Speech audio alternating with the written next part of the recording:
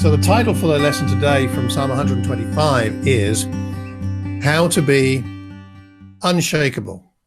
How to be unshakable. Now the answer is in the Psalm. No plot spoiler really here, but the way to be unshakable is to trust in the Lord.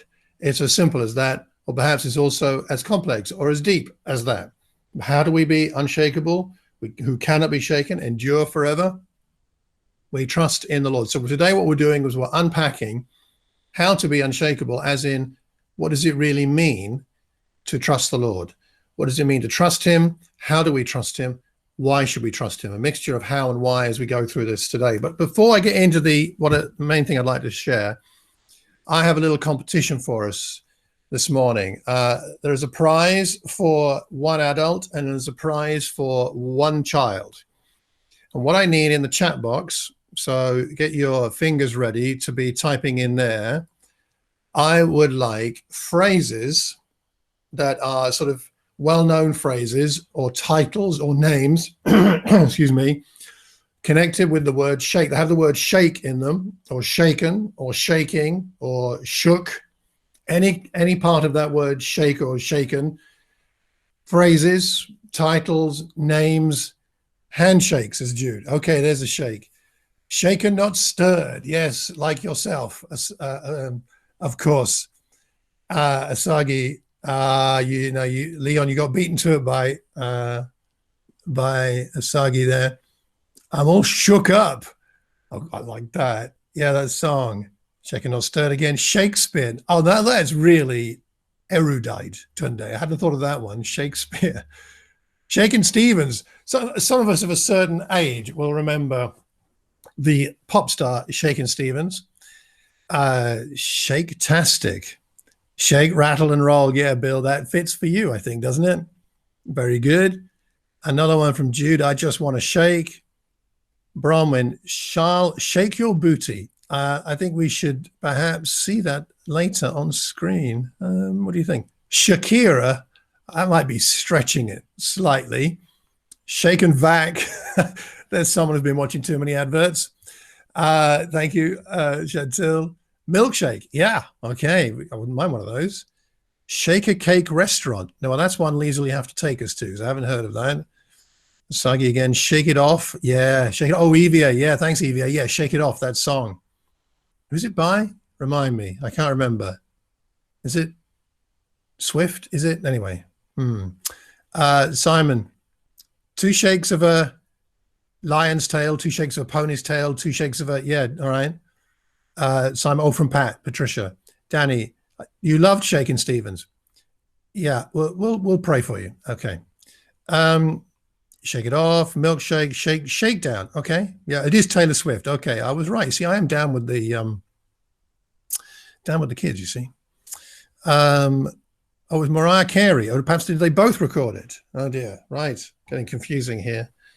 There's a lot, isn't there? Now I need to pick shake, rattle, and roll. I need to pick the best one here. Okay, what's the best one here? The most creative. What's the most creative? I think I'm going to have to give the child prize to Evia, because she's the only child that's put something in, I think. Bone shaker, Leon. Yeah. Okay. So Evia, you get a prize. So the prize for you, Evia, is your parents will tell me a book you'd like, and I'll get you a book and send it to you via Amazon so that you get it in the post. All right. So Mom and Dad, tell me a book. EVA, tell them a book you'd like. I'll get it for you, and we'll send it to you. What was that? I heard someone say something. Thank you. You're welcome, Eva. You're very welcome. Shake a leg, Bill. That's it. Okay, for the adult prize, who do I go for here? What do you think, everybody? Who's got the best response? Looking at the chat box. It's got to be Shakespeare. It's got to be what, sorry? It's got to be Shakespeare. Shakespeare. Okay, I'll tell you what, it's the least connected with what I actually asked, but it's the most tangentially creative. All right, so in that case, Tunde, you get the prize and you're going to get this book, which I shall put that through your letterbox since I know where you live. All right, so you get the book. That book, EVA gets a book that you'll tell me what you want, and I'll get that to you. And we're all shook up, ready for a sermon, I hope. Okay, so now let's get into Psalm 125. Okay, they're all shook up. They are, or at least they're in danger of being shaken, or we wouldn't have this at the beginning of the psalm here about being grateful they're not shaken, because otherwise, obviously they're in danger of it. They're in fear of it. So tell me, as you look through Psalm 125, a bit more in the chat box here, what are their problems? What are some of the things besetting them, causing them to be needing this reassurance that if they trust in the Lord, they won't be shaken? What do you see in here? What are some of the implied or stated challenges that they have going on in their lives? What would you say? What are some of the challenges? What do you think? What's some of their challenges going on? What's going on in their world that's meaning they need this reassurance, reminder that they don't need to be shaken if they trust in the Lord? Bill, yeah, there's wickedness going on. Dawn, wicked people are involved. Yeah, they have opposition, Danny, that's true. There's a wicked ruler or rulers around. Yes, Stefan. Dawn, crooked ways are around them, tempting them perhaps. Thank you, Dawn. Crooked ways. Dawn, are you a teacher? Can you spell? Oh no, you're a science teacher. I forgot. Okay, that's all right then. Danny, perhaps temptation. Yeah, temptations, and Etta, temptation to do wrong. We see that, don't we? And they're worried about the fact they're surrounded, and their hands might do evil. Exactly. Anything else? No, that's all right. I'll move on. They have a number of problems, don't they? At least some of the problems they have is that they're concerned about being mixed in with those who are wicked, however we define that. So they're mixed in with those people. They're in danger, perhaps, of participating in unrighteous behaviors they don't want to or know that are not healthy for them and their relationship with God. They are perhaps in that situation where bad character, bad company corrupts good character. I sense that they're afraid that they may not be able to stand the test of being mixed in with those who are not righteous. They won't make it through this trial. And also I think they're afraid, or that they're anxious, that this trial won't end. It will go on beyond what they can handle. And so they're feeling shaken. I've never been in a physical earthquake. I shudder to think what that would be like. Have any of us actually experienced a real earthquake? I don't know. I expect Barry has, because Barry, you seem to have traveled more around the world than anybody I know. So I expect you probably have. I don't know. But has anybody ever? Annetta, you experienced an earthquake, and Stefan, okay. My goodness, a real earthquake. I can't imagine that. When you were 10, Annetta. Okay. Wow. I remember taking the kids to the Science Museum in central London many, many years ago when they were quite small. And they had a room set up to shake like an earthquake. And so you walked in and you stood there along with a number of other people, and then it would shake in the same way that an earthquake did. It was really disconcerting. Very, very scary.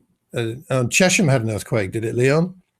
I'm not sure it registered particularly, but okay, fair enough. And in Namibia, Stefan, woke up at night with all the portraits getting rattled against the wall, all the pictures there. It's not a pleasant feeling to be in an earthquake or to be shaken. They are in danger of being shaken, and so are we in life many times. But I would say especially now, perhaps, especially now we're in danger of being shaken, and perhaps you feel it. And I think when he's talking about the wicked here, the scepter of the wicked will not remain, it's not just talking about individuals. I think he's also talking about wickedness as a category. Wickedness can be a category, not just a person. And it represents all that is corrupted, all that is damaged, all that is not as it was designed to be by God. The consequences of what happened in Eden, that falling from God's perfect, beautiful design. All the things that were meant to be just love and beauty and majesty have been damaged by that. And this is the world we live in. This is the wicked world, not necessarily meaning that someone's out to get us, but it's just we're in a damaged place, and damaged things happen that are very difficult to deal with. And so we have challenges in our lives. We have a lot of things being shaken right now around us. The economy is being shaken for sure. The capacity of the NHS and carers is being shaken. Our confidence, in some ways, perhaps, is being shaken. Our confidence in structures and of society and the way things have always worked. Some people, their family life has been really shaken up by homeschooling and sometimes by major conflicts. You know, a number of people being in a household together in a small place for a long period of time has led to quite a lot of problems for some people. I know it's been a blessing in other ways, but nonetheless, we have been very shaken. What is the solution? What do we do when we and the things around us are shaken? What the psalmist says is we can trust in the Lord. We can trust in him. So what does that mean? And what should we do? 3 short points for us today, all beginning with P. I don't often rhyme my points these days or whatever, but it just seemed to me there are 3 P things that we can do here. The first is prayer. I'm going to work backwards through the sermon, which might seem a bit strange, but when we go work backwards, because when we get back to verse 1, then we'll be reminded of what this is really all about. So first thing is prayer. One of the ways that we trust in God, or one of the reasons we trust in God, is that he answers prayer. In verse 4 and verse 5, the psalmist turns from talking about God to addressing God. In verse 4, he says, Lord, do good to those who are good, to those who are upright in heart. So he's now talking to God, not just about the situation. And then he reminds himself about how God works. Verse 5, those who turn to crooked ways, the Lord will banish with the evildoers. He will do this. It's like he's anticipated an answer to prayer. He knows that God answers prayer. Let's think for a minute. Again, chat box time. Answered prayers in the Bible. Which ones stand out to you? Old Testament, New Testament, people who prayed, men or women who prayed and saw their prayers answered. What can you think of? What comes to mind when you think about Old Testament, New Testament, prophets, kings, apostles, Jesus, other people? Let's just take a moment to think about answered prayers in the scriptures.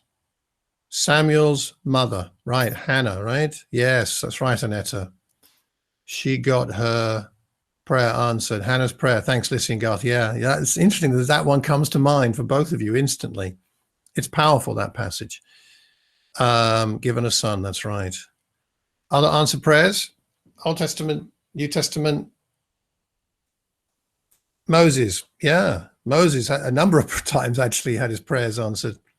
David continuing to pray. Yeah. Okay. Joshua, the sun stands still. Thanks, Simon. David continues to pray from Bethany, Dawn. Yeah, good. Joshua again, sun not to go down. It does stand out, that one, doesn't it? That's such a remarkable prayer and a remarkable answer. Daniel praying 3 times a day and then being thrown in the lion den and being vindicated. Solomon praying for wisdom, and what wisdom he had. Jesus praying over Jerusalem. Abraham praying, yeah, for Isaiah and getting a son. Hannah, Leah, that's right, Hannah. That's right, Leah. Hannah asking for a son, and indeed she did get a son after much barrenness. Hezekiah, who prayed for his life to be extended. That's right, he got 15 extra years, Stephen. That's right. That was an answered prayer, and a prayer that God had said, no, you're going to die. Hezekiah prayed without any guarantee there was going to be any response, and yet God did give him another 15 years. Lazarus's family, yeah, okay. Joel's prophecy became true in Peter's first sermon. Okay, yeah, that's prophecy prayer, but yes, there's a connection with what happened a long time later. Daniel in the lion's den, EVA. Yeah, can you imagine how scary that was? I'll bet I would have been praying in that lion's den. Moses praying for deliverance. Simon, yep, very good. Noah and the flood cleansing, Bethany. Thank you. Yeah. Okay. Answered prayers. They did survive against what you might expect. Okay, I tell you what, I'm going to have to move on. Gosh, time's flying by. Hey, these are good, aren't they? I mean, here's a suggestion. Because sometimes I think we forget that God answers prayer. I like to suggest that one spiritual exercise you might like to do this week is to take one outstanding answered prayer in the Bible. Take one. For some of us, it looks like it's going to be Hannah's prayer. Take one, examine it, have a Bible study of your own, and ask yourself, am I meant to learn? Two questions. What am I meant to learn from this? As in, what am I meant to understand from this answer prayer? And secondly, what inspiration can I take? So what do I learn? What do I understand about it, firstly? And secondly, what's the inspiration for me in my life? Not all prayers were answered, bear in mind. Not all prayers were answered, or not all prayers were answered in the time frame that the praying person was hoping for, or not in the way the praying person was hoping for. So we're not saying that every prayer is instantly answered. So, but take any answer prayer in the Bible and ask yourself those two questions. What am I meant to learn about prayer from this, or answer prayer from this? And secondly, what is the inspiration from this for my life? I think that'd be a useful spiritual discipline thing for us to do this week. It helps us to trust in God, to remember that he does answer prayer in the scriptures and also in our own lives. I was listening to a YouTube recording by Simon Dinning. Some of you know Simon, and he's been doing daily podcast devotionals on YouTube based on the book of Isaiah. And I listened to one from, I think it was Isaiah 63, where Isaiah is reminding the Israelites about how God has been with them, and they need to recall what God has done for them. There's a lot of that in the book of Deuteronomy as well. And Peter says, we need to remember what God has done.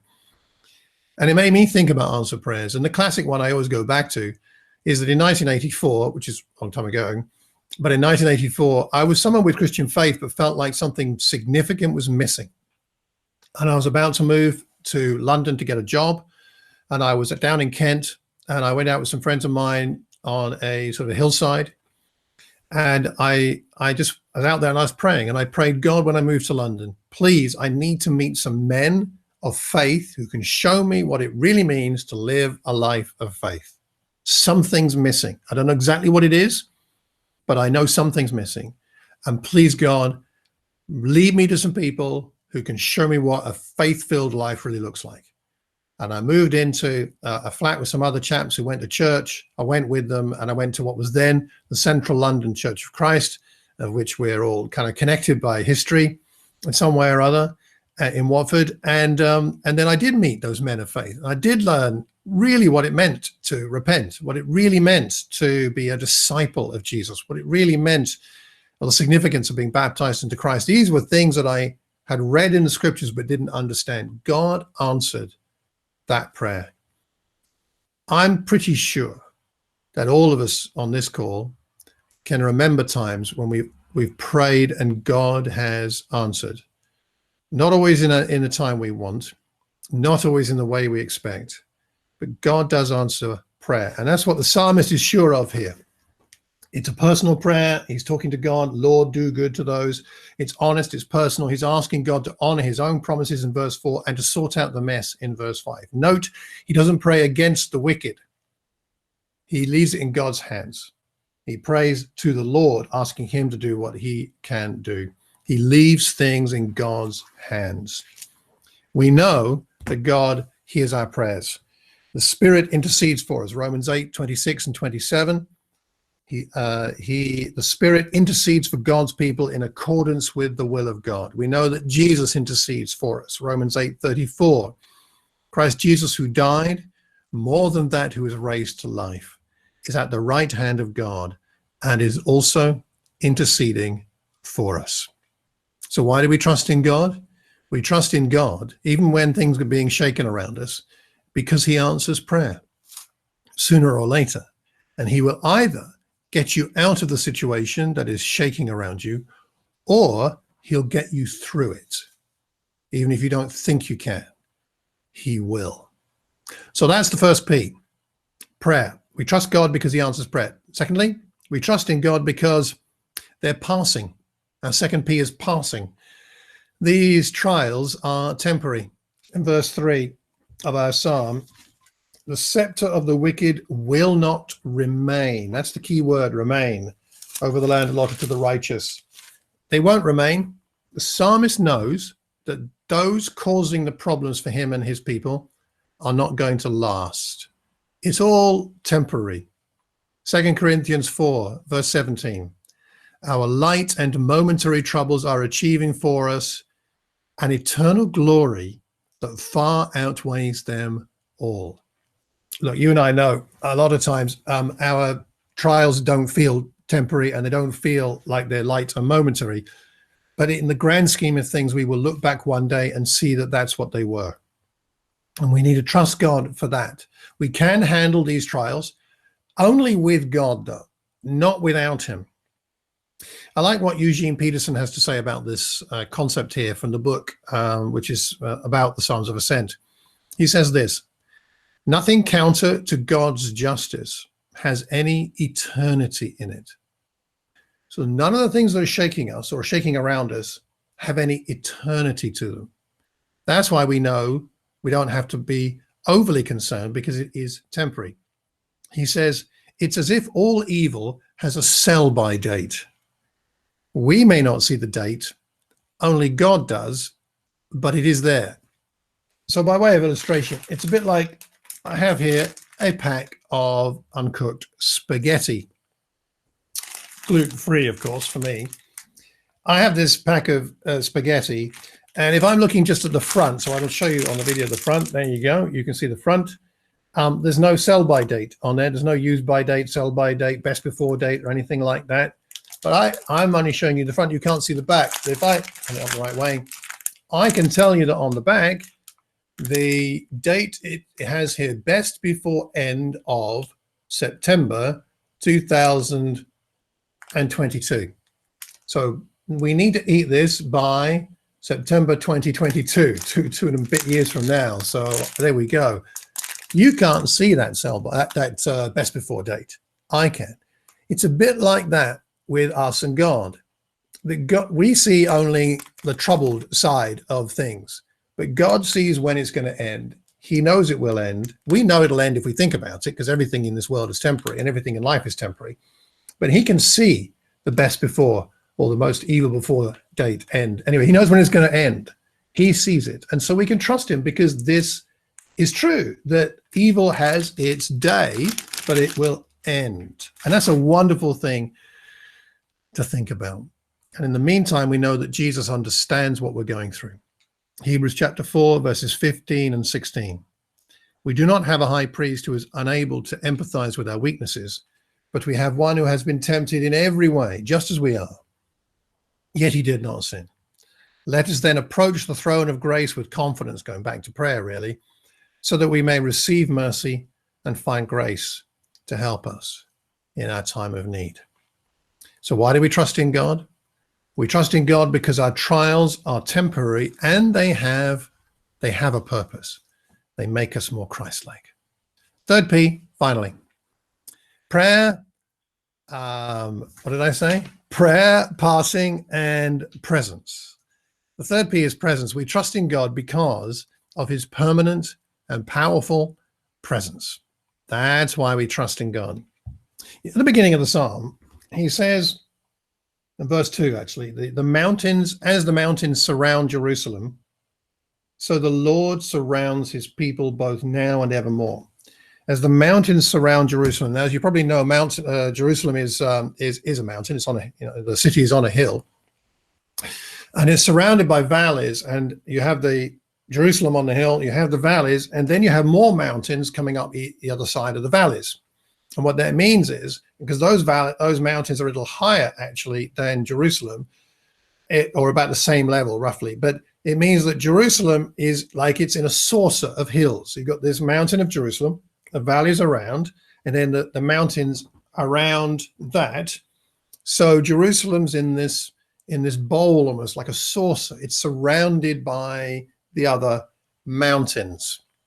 And he says, that's what it's like when the Lord surrounds his people. I love this image. The Lord surrounds his people. So it's like we're in our own situation. We're in our own bubble, maybe. And then it's the Lord is surrounding us. One of the Psalms talks about how God's angels encamp around those who fear him. He's surrounding you. You are safe within that protection. The shaking might be going on outside there, but you are protected. Like the Lord is my shepherd, right? He's looking after us with his rod and his staff. We are surrounded by God's protection. That's a wonderful thing to meditate on and pray about. Being surrounded keeps us safe. I'm reminded of a situation that happened many years ago when Penny and I lived in Manchester. Some of you know we had the privilege of being part of the Manchester church for about 5 years and in a leadership role there. And one day we had a meeting for leaders in the church, and I was with the men in one location and Penny was with the women in another, in a place called Platt's Chapel, which I don't, Danny might know. I don't know if you ever visited that when you came to Manchester over from Leeds. But we had this meeting in Platt's Chapel, and the men were meeting in some other place, and we got a phone call during the meeting, and it was from one of the women, and said that they were being attacked. So we all jumped in our cars and drove over there, and by then it was all over. But what had happened was there was a chap who had decided to take against the church. His girlfriend had become a Christian, or his ex-girlfriend, and he was very upset. And he came to that meeting and confronted the women very angrily about all this. And so Penny, being the person of courage that she is, the women were sitting in a sort of, I think, in like a circle or a semicircle. She stood up and confronted the chap and said, "You need to leave." And he was having a real go at her, and she said, "You need to leave." And the other women were behind her. And then he slapped her. He slapped Penny so hard, it knocked her off her feet. She fell backwards into the group of women. It was one of those just horrible situations. And it was terrible. Nothing really good about that. But what was beautiful, just for a moment, was as Penny fell back and the women sort of caught her and kept her, the women then all stood up and stood round Penny in a circle. And they stood around her, protecting her from this chap. And when he saw that that was it, he left. He ran away. In some ways, perhaps lucky for him that he ran away before me and the other guys got there. It's, I don't quite know what to say about all this. It was really an awful experience for Penny. But I was so proud of her and of the women, the other women who stood up to surround her. This was a big bloke. He worked out. He could have done a lot of damage. They surrounded her. You know, we would do that, wouldn't we, for the people we care about? We would stand up to protect. We would surround those who really need our help and protection. We would do that for our family. We would do that for our friends. God does it for us. And his power means that nothing ultimately harmful can get through to you and I. Nothing that this world has to offer or the forces of evil have at their disposal can destroy your spirit. Your spirit can be strong, even though your flesh may be weak, even though the circumstances around you may be shaking. You can be safe. You can be strong. You can be with your shepherd. You can be with your good father, and you can be with the one who surrounds you. That's something to pray about this week. Maybe to go out and pray and meditate and prayerfully meditate on this idea, on this truth that God surrounds his people. What a beautiful thing this is. So 3 things mean that we can trust God, and ways in which we can trust God. Firstly, we trust God because he answers prayer sooner or later. Secondly, we trust God because these things are passing and they're achieving something good for us. They're temporary. Evil has a sell-by date. And we trust God because of his permanent and powerful presence with us. We are the mountain Christians. We are the ones surrounded on that mountain by God. Hebrews 12 to finish off. Verse 28 to 29. Therefore, since we are receiving a kingdom that cannot be shaken, let us be thankful and so worship God acceptably with reverence and awe. For our God is a consuming fire. The mountain of Zion could not be shaken. And we have a kingdom. The equivalent now for us is the kingdom. The kingdom cannot be shaken. And you and I, if we're part of that kingdom, we cannot be shaken. You may feel a bit shaken. The things around us for sure are shaken. But because we know that God answers prayer, because we know that these things are passing, and because we know we have God's powerful presence with us all the time, you and I can make it through this. We can make it through COVID-19. We can make it through health challenges. We can make it through financial challenges. We can make it through emotional, mental health challenges. We can make it through confusion challenges. We can make it through faith struggles. We can make it through doubts. We can make it through any issue. Whatever's the top 1, 2, or 3 things that are making you anxious and worried and fearful right now, you can come at those things with faith because you know that you have a God you can trust. Those who trust in the Lord are like Mount Zion, which cannot be shaken, but endures forever. Let's pray together.